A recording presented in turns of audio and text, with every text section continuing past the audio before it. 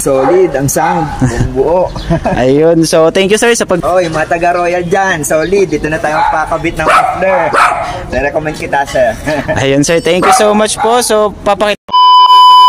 Yo, what's up guys, good day. So meron tayo dito na isa sa pinapangarap kong motor dati nung kabataan ko guys. So ito yung version 1 ng Yamaha FC 155cc guys, carb type. So tingnan naman guys, intact na intact pa. Napaka maalaga nung may-ari niyan guys. So syempre dumayo siya dito sa Marjo Accessories and Mufflers para mag-upgrade ng full exhaust. At mahilig daw siya sa long ride. Medyo inaantok siya kapag medyo tahimik yung muffler niya. So ayan guys, mag-upgrade siya ng full exhaust. So ongoing yung fabrication natin. Alright, so abangan yung finish output niyan guys. Gusto ko lang ipakita sa inyo yung stock muffler niya. So ito guys yung stock muffler ng Yamaha FC 155. Ayan guys, oh. 'Di ba? Napakabigat niyan guys. Grabe. Aray, mainit pa.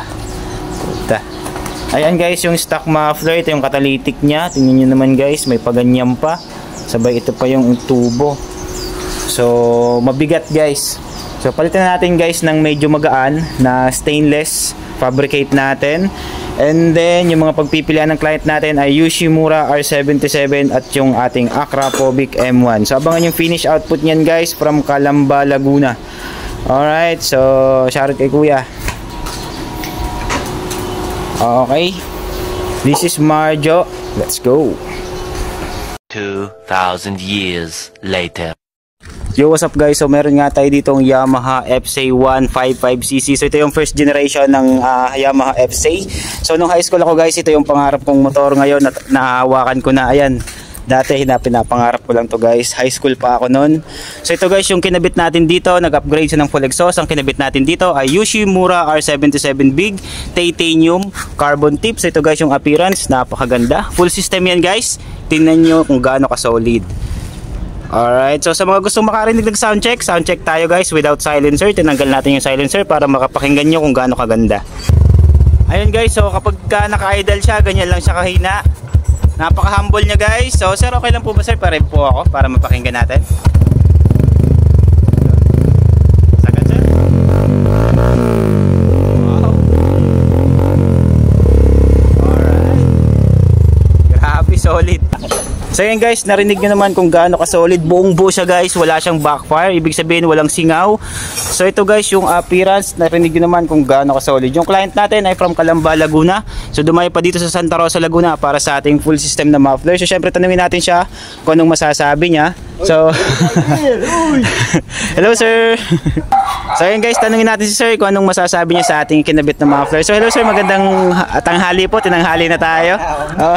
So maaga pa si sir dito. So medyo natagalan tayong maghulman yan kasi para pantay na pantay. At syempre, para talagang satisfied yung client natin. So sir, ano pong masasabi niyo sir sa ating kinabit? Solid ang sound, buo.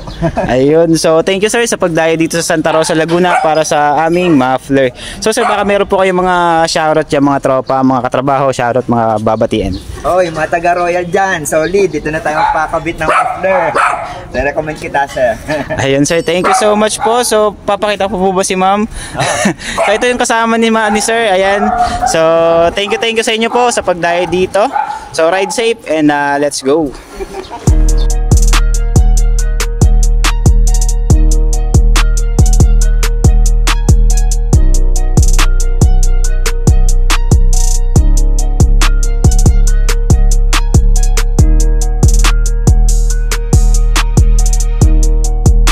Salamat po.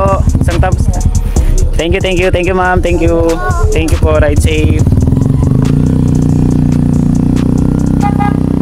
Ingat po kayo. Hey, solid guys, grabe. Tingnan mo naman kung gaano ka-solid yung tunog, 'di ba? So sa mga gusto magpakabit ng ganung muffler guys, message nyo lang kami, Marjo Accessories and Mufflers. Dito lang kami sa Santa Rosa, Laguna. Alright?